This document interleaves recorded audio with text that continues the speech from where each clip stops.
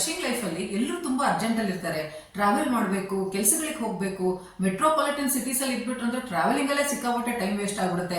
ಆದ್ರೆ law of attraction ನಾವು apply ಮಾಡ್ಕೋಬೇಕು, ಏನಾದ್ರೂ ನಾವು ಅಚೀವ್ ಮಾಡ್ಬೇಕು ಅಂತ ತುಂಬಾ ಆಸೆ ಇರುತ್ತೆ, ಬಟ್ ಸಮಯ ಸಿಗೋದಿಲ್ಲ. ಹಾಗಾಗಿ ತುಂಬಾ ಜನ ಕೇಳ್ತಾರೆ, ಸೊ ಶಾರ್ಟ್ ಪೀರಿಯಡ್ ಅಲ್ಲಿ ತುಂಬಾ ಒಳ್ಳೆ ರಿಸಲ್ಟ್ ಕೊಡುವಂತದ್ದು ಯಾವ್ದಾದ್ರು ಒಂದು ಟೆಕ್ನಿಕ್ ಇದ್ರೆ ಹೇಳಿ ಅಂತ ಹೇಳ್ಬಿಟ್ಟು. ಹಾಗಾಗಿ ಇವತ್ತು ಆ ಒಂದು ಟೆಕ್ನಿಕ್ ಬಗ್ಗೆ ಮಾತಾಡ್ತಾ ಇದೀವಿ. ಏಕೆಂದ್ರೆ ರಶಿಂಗ್ ಅಲ್ಲಿ ಇದ್ದಾಗ ನಾವು ತುಂಬಾ ಸಮಯ ಕೊಟ್ಟು ನಾವು ದೊಡ್ಡ ದೊಡ್ಡ ಪ್ರೋಸೆಸ್ ನ ಮಾಡಕ್ ಆಗಲ್ಲ ಅಂತ ಹೇಳಿದಾಗ ಈ ಒಂದು ಶಾರ್ಟ್ ಪೀರಿಯಡ್ ಅಲ್ಲಿ ತುಂಬಾ ಪವರ್ಫುಲ್ ಆಗಿ ಒಂದು ಟೆಕ್ನಿಕ್ ನಾವು ಅಪ್ಲೈ ಮಾಡಿದ್ರೆ ಖಂಡಿತ ನಾವು ಅದರಿಂದ ಒಳ್ಳೆ ರಿಸಲ್ಟ್ಸ್ ನ ತಗೊಳ್ಬಹುದು. ಡಾಕ್ಟರ್ ಮಂಜುಳಾ ಕಿರಣ್, ನಾನು motivation speaker, law of attraction and manifestation trainer, ನಾನು ಆಲ್ಸೋ ಲೈಫ್ ಕೋಚ್. ಈ ಒಂದು ಸೂಪರ್ ಫಾಸ್ಟ್ ಒಂದು ಟೆಕ್ನಿಕ್ ನ ನೀವು ಫಾಲೋ ಮಾಡಿದ್ರೆ, ಡೈಲಿ ಅದನ್ನ ಯೂಸ್ ಮಾಡಿದ್ರೆ ನೀವು ಒಳ್ಳೆ ರಿಸಲ್ಟ್ ನ ತಗೋಬಹುದು. ಏನ್ ನೀವು ಸಾಧನೆ ಮಾಡಬೇಕು, ಮ್ಯಾನಿಫೆಸ್ಟ್ ಮಾಡಬೇಕು ಅಂತಿದ್ದೀರಾ, ಅದಕ್ಕೆ ಒಂದು ಒಳ್ಳೆ ರಿಸಲ್ಟ್ ಬರೋದಕ್ಕೆ ಇದೊಂದು ಸೂಪರ್ ಆಗಿ ನಿಮ್ಗೆ ವರ್ಕೌಟ್ ಆಗುತ್ತೆ. ಅಫರ್ಮೇಷನ್ ನಲ್ಲಿ ಬರುವಂತ ಒಂದು ಟೆಕ್ನಿಕ್. ಅಫರ್ಮೇಷನ್ಸ್ ನಾವ್ ಯಾಕೆ ಬರೀತೀವಿ ಹೇಳಿ? ನಮ್ಮ ಒಂದು ವಿಶಸ್, ನಮ್ಮ ಡ್ರೀಮು, ನಾವೇನ್ ಅನ್ಕೊಂಡಿರ್ತೀವಿ ಅದು ಟ್ರೂ ಆಗ್ಲಿ ಅಂತ ನಾವು ಅಫರ್ಮೇಷನ್ಸ್ ನ ಡೈಲಿ ಬರೀತಾ ಹೋಗ್ತೀವಿ. ಅಫರ್ಮೇಷನ್ಸ್ ಬಗ್ಗೆ ನಾನು ಹಿಂದಿನ ವಿಡಿಯೋದಲ್ಲಿ ನಿಮಗೆ ಹೇಳ್ಕೊಟ್ಟಿದ್ದೀನಿ. ಸೊ ನಾವು ಅದಕ್ಕೋಸ್ಕರ ನಾವು ಅಫರ್ಮೇಷನ್ಸ್ ನ ಬರೀತೀವಿ. ಅಫರ್ಮೇಷನ್ಸ್ ಬರೆಯೋದು ಹೆಂಗೆ ಗೊತ್ತಿಲ್ಲ ಅಂದ್ರೆ ಶಾರ್ಟ್ ಆಗಿ ಹೇಳ್ಬಿಡ್ತೀನಿ. ನಾವು ನಮ್ಗೆ ಏನ್ ಬೇಕು ಅದನ್ನ ನಾವು ಬರೆಯೋದ್ರ ಮೂಲಕ ನಾವು ಡೈಲಿ ಅದನ್ನ ಮ್ಯಾನಿಫೆಸ್ಟ್ ಮಾಡ್ತೀವಿ. ಯಾಕೆಂದ್ರೆ ಬರೆಯೋದ್ರಿಂದ ನಿಮ್ಮ ಕೈಗಳು, ಕಣ್ಣು, ಮೈಂಡು ಎಲ್ಲ ನಿಮ್ಗೆ ಅದು ಫೋಕಸ್ ಆಗತ್ತೆ. ಹಾಗಾಗಿ ನಾವು ಒಂದು ಪೇಪರ್ಲಿ ಅಥವಾ ಒಂದು ಡೈರಿನಲ್ಲಿ ನಮಗೆ ಏನ್ ಬೇಕೋ ಅದನ್ನ ಬರಿತೀವಿ. ಫಾರ್ ಎಕ್ಸಾಂಪಲ್, ನೀವು ಇವಾಗ ಜಾಬ್ ನೋಡ್ತಾ ಇದ್ದೀರಾ ಅಂದ್ರೆ ನೀವೇನ್ ಮಾಡ್ತೀರಾ, ಅದನ್ನ ಪ್ರೆಸೆಂಟ್ ಟೆನ್ಸ್ ಅಲ್ಲಿ ಬರಿಬೇಕು.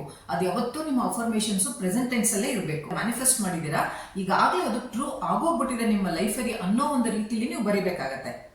ಹಾಗಾದ್ರೆ ಹೇಗೆ ಸ್ಟಾರ್ಟ್ ಮಾಡಬೇಕು ಅಫರ್ಮೇಷನ್ ಬರೆಯೋದು ಅಂದ್ರೆ, ನೀವು ಥ್ಯಾಂಕ್ಸ್ ಇಂದ ಸ್ಟಾರ್ಟ್ ಮಾಡಬೇಕಾಗುತ್ತೆ. ಯಾಕೆಂದ್ರೆ ಗ್ರಾಟಿಟ್ಯೂಡ್ ಇಟ್ಕೋಬೇಕು. ಫಸ್ಟ್ ದೇವರಿಗೆ ಥ್ಯಾಂಕ್ಸ್ ಹೇಳಬೇಕು. ಥ್ಯಾಂಕ್ ಯು ಗಾಡ್ ಅಥವಾ ಥ್ಯಾಂಕ್ ಯು ಯೂನಿವರ್ಸ್, ನನಗೆ ಈ ಒಂದು ಜಾಬ್ ಸಿಕ್ಕಿದೆ ಇಂಥ ಕಂಪನಿನಲ್ಲಿ, ನಾನು ಮಂತ್ಲಿ ಇಷ್ಟು ಸ್ಯಾಲರಿನ ನಾನು ಡ್ರಾ ಮಾಡ್ತಾ ಇದ್ದೀನಿ. ಅಥವಾ ನೀವೇನಾದ್ರೂ ಮ್ಯಾರೇಜ್ಗೆ ಪಾರ್ಟ್ನರ್ನ ಹುಡುಕ್ತಾ ಇದ್ದೀರಾ ಅಂದ್ರೆ, ಥ್ಯಾಂಕ್ ಯು ಗಾಡ್, ನನಗೆ ಈಗಾಗಲೇ ಮದುವೆ ಆಗಿದೆ, ನನ್ನ ಪಾರ್ಟ್ನರ್ ಜೊತೆನಲ್ಲಿ ನನ್ನ ಸ್ಪೌಸ್ ಜೊತೆನಲ್ಲಿ ನಾನು ನನ್ನ ಫ್ಯಾಮಿಲಿ ಜೊತೆ ತುಂಬಾ ಚೆನ್ನಾಗಿ ಜೀವನ ಮಾಡ್ತಾ ಇದ್ದೀನಿ. ಈ ತರ ನೀವು ಅಫರ್ಮೇಷನ್ಸ್ ಬರೀತೀರಲ್ವಾ? ಸೊ ಈ ಅಫರ್ಮೇಷನ್ಸ್ ಅನ್ನ ನೀವು ಈ ಟೆಕ್ನಿಕ್ ಅಲ್ಲಿ ಬರೆದು ಆದಷ್ಟು ಬೇಗ ನೀವು ರಿಸಲ್ಟ್ ನ ತಗೋಬಹುದು. ಅಂಡ್ ಮೋರೋವರ್ ನೀವು ನೆನ್ಪಿಟ್ಕೋಬೇಕು, ಲಾ ಆಫ್ ಅಟ್ರಾಕ್ಷನ್ ನೀವೇನೇ ವಿಶ್ ಮಾಡಿದ್ರು ಯೂನಿವರ್ಸ್ ನಿಮ್ಗೆ ಕೊಡೋದಕ್ಕಿಂತ ಮುಂಚೆ ಅದು ನೋಡುತ್ತೆ ನೀವು ರಿಸೀವ್ ಮಾಡೋದಕ್ಕೆ ರೆಡಿ ಇದೀರಾ ಇಲ್ವಾ ಅಂತ. ನಿಮ್ಮ ಫೀಲಿಂಗ್ಸು, ಎಮೋಷನ್ಸು ಎಲ್ಲ ಹೇಗಿದೆ, ನೀವು ಪಾಸಿಟಿವ್ ವೈಬ್ರೇಷನ್ಸ್ ಅಲ್ಲಿ ಇದ್ದೀರಾ, ಆ ಒಂದು ಮೈಂಡ್ ನೀವು ಹೇಗಿದೆ, ಮೈಂಡ್ಫುಲ್ ಆಗಿದ್ದೀರಾ, ನೀವು ಸ್ಕ್ಯಾಸಿಟಿ ಮೈಂಡ್ ಅಲ್ಲಿ ಇದ್ದೀರಾ ಅಥವಾ ಅಬಂಡೆಂಟ್ ಮೈಂಡ್ ಅಲ್ಲಿ ಇದ್ದೀರಾ, ಅದನ್ನೆಲ್ಲ ಯೂನಿವರ್ಸ್ ಚೆಕ್ ಮಾಡುತ್ತೆ. ನೀವು ರಿಸೀವ್ ಮಾಡೋದಕ್ಕೆ ರೆಡಿ ಆಗೋವರೆಗೂ ಕೂಡ ವೆಯ್ಟ್ ಮಾಡುತ್ತೆ. ಹಾಗಾಗಿ ಫಸ್ಟ್ ನೀವು ಅಫರ್ಮೇಷನ್ಸ್ ಬರೆಯುವಾಗ ನಿಮ್ಮ ಎಮೋಷನ್ ಸುಮ್ಮನೆ ರ್ಯಾಂಡಮ್ ಆಗಿ ಮೆಕ್ಯಾನಿಕಲ್ ಆಗಿ ಬರ್ಕೊಂಡು ಹೋಗ್ಬಾರ್ದು. ನೀವೇನ್ ಮಾಡ್ಬೇಕು, ಅದೇ ತರ ನಿಮ್ಗೆ ಏನಾದ್ರೂ ಈಗಾಗಲೇ ನಿಮ್ಗೆ ಜಾಬ್ ಆಗ್ಬಿಟ್ಟಿದ್ರೆ ನೀವು ಕಂಪ್ನಿಲಿ ಕುತ್ಕೊಂಡಾಗ, ನಿಮ್ಮ ಒಂದು ಚೇಂಬರ್ ಅಲ್ಲಿ ನೀವು ಕುತ್ಕೊಂಡಾಗ ನಿಮ್ಗೆ ಯಾವ ತರ ಫೀಲಿಂಗ್ ಬರುತ್ತೆ ಅಲ್ವಾ, ಆ ಒಂದು ಫೀಲಿಂಗ್ಸು, ಆ ಒಂದು ಎಮೋಷನ್ಸ್ ಕೂಡ ನೀವು ಬರೆಯುವಾಗ ಇನ್ಕ್ಲೂಡ್ ಮಾಡ್ತಾ ಬರೀಬೇಕಾಗತ್ತೆ. ಅಕಸ್ಮಾತ್ ನಿಮಗೆ ಆ ಒಂದು ಎಮೋಷನ್ಸ್, ಫೀಲಿಂಗ್ಸ್ ಬರಲಿಲ್ಲ ಅಂದ್ರೆ ನೀವು ಅದನ್ನ ಒಂದ್ಸತಿ ಕುತ್ಕೊಂಡು ವಿಜುವಲೈಸ್ ಮಾಡ್ಕೊಳ್ಳಿ. ನಾನು ಇವಾಗ ಕಂಪ್ನಿಗೆ ಹೋಗಿ ಕೂತಿದ್ದೀನಿ, ಅಲ್ಲಿ ನನ್ನ ಕೊಲೀಗ್ಸ್ ಎಲ್ಲ ನನ್ನ ಮಾತಾಡ್ಸ್ತಿದ್ದಾರೆ, ನಾನು ಚೇಂಬರ್ ಅಲ್ಲಿ ಕೂತಿದ್ದೀನಿ. ಆ ಒಂದು ವಿಜುವಲೈಸ್ ಮಾಡಿದಾಗ ನಿಮ್ಗೆ ಮನಸ್ಸಿಗೆ ಎಷ್ಟು ಸಂತೋಷ ಆಗುತ್ತಲ್ವಾ, ಅದೇ ಸಂತೋಷನ ಇಟ್ಕೊಂಡು ನೀವು ಅಫರ್ಮೇಷನ್ಸ್ ನ ಬರಿಬೇಕಾಗತ್ತೆ.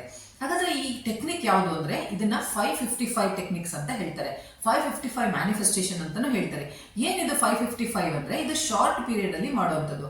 5 ದಿನ 55 ಸರಿ ನಿಮ್ಮ ಒಂದು ಡ್ರೀಮ್ ಅನ್ನ ಬರಿಬೇಕಾಗತ್ತೆ. ನಿಮ್ಮ ಒಂದು ವಿಶ್ ಅಥವಾ ನಿಮ್ಮ ಒಂದು ಏನಿದೆ ಮ್ಯಾನಿಫೆಸ್ಟೇಷನ್, ಅದನ್ನ ಅಫರ್ಮೇಷನ್ಸ್ ನ ನೀವು 55 ಸರಿ ಕಂಟಿನ್ಯೂಸ್ ಆಗಿ 5 ದಿನ ಬರಿಬೇಕಾಗತ್ತೆ. ಇದರಲ್ಲಿ ಮಲ್ಟಿಪಲ್ ಅಫರ್ಮೇಷನ್ಸ್ ನ ನೀವು ಬರೆಯೋ ಹಾಗಿಲ್ಲ, ಒಂದೇ ಇರಬೇಕು. ನೀವು ಜಾಬ್ ಇದ್ರೆ ಜಾಬ್ ಇರಬೇಕು, ಮ್ಯಾರೇಜ್ ಪಾರ್ಟ್ನರ್ ನ ಅಟ್ರಾಕ್ಟ್ ಮಾಡ್ಬೇಕಂದ್ರೆ ಅದಿರಬೇಕು, ಇಲ್ಲ ನೀವು ಮನಿ ಅಟ್ರಾಕ್ಟ್ ಮಾಡ್ಬೇಕಂದ್ರೆ ಅದಿರಬೇಕು. ಒಟ್ಟಲ್ಲಿ ನಿಮ್ದು ಏನು ವಿಶ್ ಇದೆ, ನಿಮ್ಮ ಅಫರ್ಮೇಷನ್ ಏನಿದೆ ಅದನ್ನ ಫಸ್ಟ್ ಕ್ಲಿಯರ್ ಮಾಡ್ಕೊಳ್ಳಿ. ಯಾಕೆಂದ್ರೆ ಲಾ ಆಫ್ ಅಟ್ರಾಕ್ಷನ್ ನಲ್ಲಿ ಕ್ಲಾರಿಟಿ ತುಂಬಾ ಇಂಪಾರ್ಟೆಂಟ್. ನೀವು ಕನ್ಫ್ಯೂಷನ್ ಅಲ್ಲಿ ಇದ್ರೆ ನೀವು ಏನ್ ಹೇಳ್ತಿದ್ರ ಅಂತ ಯೂನಿವರ್ಸ್ಗೆ ಅರ್ಥ ಆಗಲ್ಲ. ಹಾಗಾಗಿ ನಿಮಗೆ ಏನ್ ಬೇಕೋ ಅದನ್ನ ಫಸ್ಟ್ ಕ್ಲಿಯರ್ ಆಗಿ ನೀವು ಡಿಸೈಡ್ ಮಾಡ್ಕೊಳ್ಳಿ. ನನಗೆ ಜಾಬ್ ಬೇಕು ಅಂದ್ರೆ ನೀವು ಅದೇ ಅಫರ್ಮೇಷನ್ ಅನ್ನ ನೀವು ಬರಿಬೇಕಾಗತ್ತೆ. 5 ದಿನ ಕಂಟಿನ್ಯೂಸ್ ಆಗಿ ಇದನ್ನ ಮಾರ್ನಿಂಗೇ ಬರಿಬೇಕು. ಮಾರ್ನಿಂಗ್ ಅಂತ 4:30 ಎದ್ದು ಕುತ್ಕೊಂಡು ಬರಿಬೇಕು ಅಂತ ಏನಿಲ್ಲ. ನೀವು ಆಫೀಸ್ಗೆ ಹೋಗೋಕ್ಕಿಂತ ಮುಂಚೆ, ಇಲ್ಲ ನೀವು ಕಾಲೇಜ್ ಹೋಗ್ತಿದ್ರೆ ಕಾಲೇಜ್ ಹೋಗೋಕ್ಕಿಂತ ಮುಂಚೆ ಮಾರ್ನಿಂಗ್ ನೀವು ಎದ್ದು ಬಿಟ್ಟು ಇದನ್ನ 5 ದಿನ 55 ಸರಿ ಒಂದೇ ಅಫರ್ಮೇಷನ್ ನ ನೀವು ಬರಿಬೇಕಾಗತ್ತೆ. 5 ದಿನ ಆದ್ಮೇಲೆ ಒಳ್ಳೆ ರಿಸಲ್ಟ್ ಬರಕ್ ಶುರು ಆಗುತ್ತೆ. ರಿಸಲ್ಟ್ ಅಂದ ತಕ್ಷಣ ನಿಮ್ದು ಆಫರ್ ಲೆಟರ್ ನಿಮ್ ಕೈಗೆ ಬಂದು ಸಿಗೋದಿಲ್ಲ, ಅಥವಾ ನಿಮ್ ಪಾರ್ಟ್ನರ್ ಬಂದು ನಿಮ್ ಮನೆ ಮುಂದೆ ನಿಂತ್ಕೊಳ್ಳಲ್ಲ. ಏನ್ ರಿಸಲ್ಟ್ ಅಂದ್ರೆ ಯೂನಿವರ್ಸ್ ನಿಮ್ಗೆ ಸಿಗ್ನಲ್ ಕೊಡುತ್ತೆ. ಏನ್ ಸಿಗ್ನಲ್ ಕೊಡ್ಬೋದು, ಅದು ನಿಮಗೊಂದು ಇಂಟರ್ವ್ಯೂ ಕಾಲ್ ಬರ್ಬೋದು, ಇಲ್ಲ ನಿಮ್ಮ CV ಶಾರ್ಟ್ ಲಿಸ್ಟ್ ಆಗಿರ್ಬೋದು, ಇಲ್ಲ ನಿಮ್ಮ ಮ್ಯಾರೇಜ್ ನ ನೋಡ್ತಾ ಇದ್ರೆ ಯಾರೋ ನಿಮಗೆ ಇಂಥ ಕಡೆ ಹುಡುಗ ಇದೆ ಇಲ್ಲ ಇಂಥ ಕಡೆ ಹುಡುಗಿ ಇದೆ ಅಂತ ಹೇಳ್ಬೋದು, ಇಲ್ಲ ನೀವು ಫಿನಾನ್ಸ್ ನೀವು ಮನಿ ಅಫರ್ಮೇಷನ್ಸ್ ಮಾಡ್ತಿದ್ರೆ ಯಾರೋ ನಿಮಗೆ ಬ್ಯಾಲೆನ್ಸ್ ಕೊಡೋದಿದ್ರೆ ಅದು ಬಂದಿರ್ಬೋದು ನಿಮಗೆ, ಇಲ್ಲ ನಿಮಗೆ ಬೋನಸ್ ಸಿಕ್ಕಿರ್ಬೋದು, ಇಲ್ಲ ನಿಮ್ಗೆ ಯಾವ್ದಾದ್ರು ಒಂದು ಚೆಕ್ ಕ್ಲಿಯರ್ ಆಗಿರ್ಬೋದು. ಹೀಗೇನೆ ಇದೇ ತರ ಒಂದು ಸಿಗ್ನಲ್ ಕೊಡ್ತಾ ಹೋಗುತ್ತೆ ಯೂನಿವರ್ಸ್. ನೀವು ಆ ಸಿಗ್ನಲ್ ನ ಕ್ಯಾಚ್ ಮಾಡ್ಬೇಕಾಗತ್ತೆ. ಹಾಗಾಗಿ 5 ದಿನ ಬರೀತೀನಿ, ಅಕಸ್ಮಾತ್ ನಂಗೆ ಏನೋ ರಿಸಲ್ಟ್ ಸಿಕ್ಕಿಲ್ಲ ಅಂದ್ರೆ ಮತ್ತೆ ಕಂಟಿನ್ಯೂ ಮಾಡ್ಬೇಕಾಗತ್ತೆ, ಮತ್ತೆ 5 ದಿನ ಕಂಟಿನ್ಯೂ ಮಾಡಬೇಕು. ಆ ವೈಬ್ರೇಷನ್ಸ್ ನ, ಎಮೋಷನ್ಸ್, ಫೀಲಿಂಗ್ಸ್ ನ ಸೇಮ್ ಇಟ್ಕೋಬೇಕಾಗತ್ತೆ. 5 ದಿನ 10 ದಿನ ಬಂದ್ರು ಕಂಟಿನ್ಯೂ ಆದ್ರೂ ನನಗೇನು ಸಿಗ್ನಲ್ ಸಿಕ್ಕಿಲ್ಲ, ಮತ್ತೆ ಕಂಟಿನ್ಯೂ ಮಾಡಿ. ಯಾಕೆಂದ್ರೆ ನಾನು ನಿಮ್ಗೆ ಹೇಳ್ದೆ ಅಲ್ವಾ, ಯೂನಿವರ್ಸ್ ಕೂಡ ನೀವು ರೆಡಿ ಇದ್ದೀರೋ ಇಲ್ಲೋ ನಿಮ್ಮನ್ನ ವೇಟ್ ಮಾಡೋದಕ್ಕೆ ಬಿಡುತ್ತೆ ಅದು. ಯಾಕೆಂದ್ರೆ ರಿಸೀವ್ ಮಾಡೋದಕ್ಕೆ ನೀವು ರೆಡಿ ಆಗಿದ್ದೀರಲ್ವ ಅಂತ ಅದು ಕೂಡ ವೇಟ್ ಮಾಡುತ್ತೆ. ಹಾಗಾಗಿ 5 ದಿನ 55 ಸರಿ ಕಂಟಿನ್ಯೂಸ್ ಆಗಿ ಒಂದು ಅಫರ್ಮೇಷನ್ಸ್ ನ ಬರೀತಾ ಹೋಗಿ 101% ಗ್ಯಾರಂಟಿ ಮಾಡಿ ಹೇಳ್ತೀನಿ, ನಿಮಗೆ ಒಳ್ಳೆ ರಿಸಲ್ಟ್ ಸಿಕ್ಕೇ ಸಿಗುತ್ತೆ. ಲಾ ಆಫ್ ಅಟ್ರಾಕ್ಷನ್ ಮತ್ತೆ ಮ್ಯಾನಿಫೆಸ್ಟೇಷನ್ ಅಲ್ಲಿ ನಿಮ್ಮ ಕ್ಲಾರಿಟಿ ತುಂಬಾ ಇಂಪಾರ್ಟೆಂಟ್. 100% ಬಿಲೀಫ್ ಇರಬೇಕು. ಡೌಟ್ ಇಟ್ಕೊಂಡು ಯಾವ ಕಾರಣಕ್ಕೂ ನೀವು ಅಫರ್ಮೇಷನ್ಸ್ ಬರೆಯಕ್ಕೆ ಹೋಗ್ಬಾರ್ದು. ಇಮೋಷನ್ಸ್ ಮತ್ತೆ ಫೀಲಿಂಗ್ಸ್ ಇಟ್ಕೊಂಡು ಬರೀರಿ. 5 ದಿನ 55 ಸರಿ ನಿಮ್ಮ ಒಂದು ವಿಷಯನ ಬರೆದು ನೋಡಿ, ಖಂಡಿತ ನಿಮ್ಗೆ ರಿಸಲ್ಟ್ ಸಿಗುತ್ತೆ. ಇವತ್ತಿಂದಾನೇ ಸ್ಟಾರ್ಟ್ ಮಾಡ್ಕೊಳ್ಳಿ. ನಿಮ್ಗೆ 5 ದಿನ ಆದ್ಮೇಲೆ ನಿಮ್ಗೆ ಯಾವ್ದಾದ್ರು ಸಿಗ್ನಲ್ ಕೊಡುತ್ತೆ ಯೂನಿವರ್ಸ್. ಏನ್ ಸಿಗ್ನಲ್ ಬಂತು ಅಂತ ನನಗೆ ಕಮೆಂಟ್ ಮಾಡಿ ಹೇಳಿ. ಮತ್ತೆ ನೆಕ್ಸ್ಟ್ ವಿಡಿಯೋದಲ್ಲಿ ಮೀಟ್ ಮಾಡ್ತೀನಿ. ಬಾಯ್.